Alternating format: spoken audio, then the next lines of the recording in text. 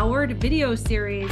And I'm super honored and thrilled today to be joined by Minette Norman, best-selling author. And I would love to hear you introduce yourself and tell us more about you. Thanks for having me, Kristin. I'm Minette. I am an author, a speaker, and a consultant, and my focus now is on inclusive leadership. But I only started doing this a few years ago. Before that, I spent 30 years in the tech industry, and I started as an individual contributor, as a tech writer. I got into management. I got into localization, which is my connection to you, and I led localization for several years. And then I became the VP of engineering at Autodesk. And it was in that time that I realized how much we don't know about leadership and how much we can do better. And after 5 years as the VP of engineering, I left the tech industry and decided to start my own business so I could help leaders all over the place do better and create more inclusive, thriving workplaces. This is an amazing topic, and I can't wait to finish your book. I should have put your book next to me. I did pick up a copy recently. So I can't wait for you to share more with us now, but share with us a defining moment or an experience from your personal journey that ignited this whole concept of inclusivity, and then for you to write The Boldly Inclusive Leader. Was there a defining moment? It's interesting that to ask for like a single defining moment, and I'm going to fudge a little on my answer and kind of give you a two-parter, if that's okay. I would say the beginning of the defining moment was when I applied to be VP of engineering. And I was told that one of the things I was going to have to do if I was going to get the role was that I was going to have to break into the boys' club. And I was actually explicitly told that because all of the engineering leadership in the company was male-led at that point. And that sort of sparked something for me that was a defining moment of this idea that I had felt but hadn't been able to articulate, which is that there are insiders and outsiders in the workplace everywhere we go.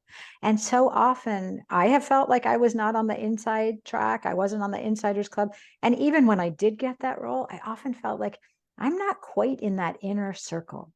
And then as I led that function for several years, I realized just how many people are feeling marginalized, are feeling that their voice isn't being heard and their contributions are not being really embraced or being celebrated even. And so what I realized, and here's kind of the final defining moment, was that the person who put me in that role left the company. We had a leadership change, and suddenly I was really on the outside, and I was actually forced to leave my job. And I realized we must do better, because what I was seeing is that the people who were challenging the status quo were the ones who were being, forced out or silenced.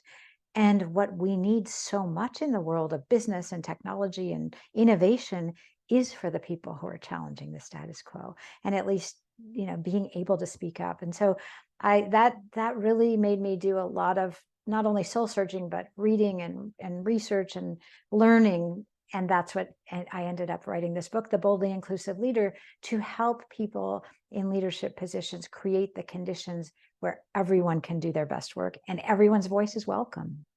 I love that. As a leader myself, and having kind of seen a lot of things, I think this is really necessary to grow the company, right? And for everybody to feel that they're contributing. So then how do you coach companies now to create a culture where diverse teams flourish, so that it's not like same, right? Yeah. We're not hiring the same type of people, and they are diverse and their opinions are welcome. Talk with us about that.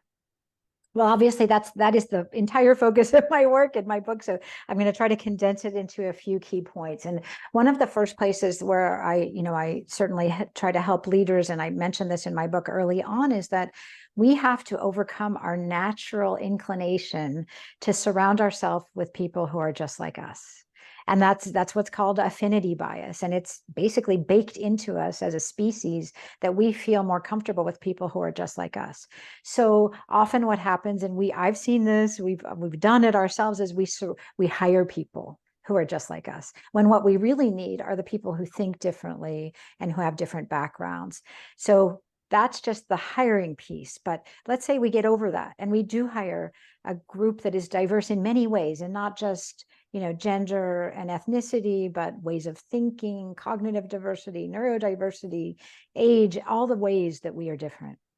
We don't get to tap into the power of that diverse team unless we start to listen to the people that do think differently. And so it starts with our own behavior and being open and listening. And one of the keys to creating an inclusive culture is creating an atmosphere of what's called psychological safety. But what that really is that people do feel free to speak up, to not be perfect, to take a risk, to ask a question, knowing that they will still be part of the group. They will not be embarrassed or marginalized or have retribution for example, challenging the leader in the group. So you have to create that environment where the diverse perspectives can emerge. And and most businesses today need to innovate, right? I mean, we're constantly competing, and we're also dealing with so much technology. Innovation does not happen when you have a group of people who think alike. Innovation happens when you have a diverse group of thinkers who can even poke holes in one another's ideas and really bring all the ideas forward. It doesn't mean you all agree. It's not this false harmony. It's being able to respectfully discuss and have dialogue and then get to the best solution. So that's why we have to listen differently. We have to surround ourselves with people who are different. And we have to really practice empathy. I talk about this in the book and in my work, that again, we naturally empathize with people like us.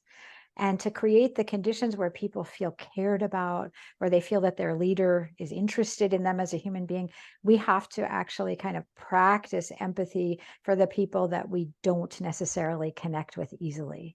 And by recognizing them as fellow human beings who, just like me, are trying to, achieve some level of success and financial security and good health and all the things we care about. These are fellow human beings. And so it's really about how we treat one another at work that we can create these conditions for inclusivity and innovation and everyone being able to fully contribute. And I will add one more thing, is that, a lot of it starts with our own behavior. And then, of course, we have to expand beyond individual behavior to team dynamics, group agreements, and then systems. Like, how do we make our systems equitable and inclusive to everybody? And so it's a very big topic, and I'll stop there because I know I could go on forever about it. I love it. I'm sure you have so many great success stories. So share with us one or two of where you've witnessed these rewarding outcomes from organizations fully embracing inclusivity.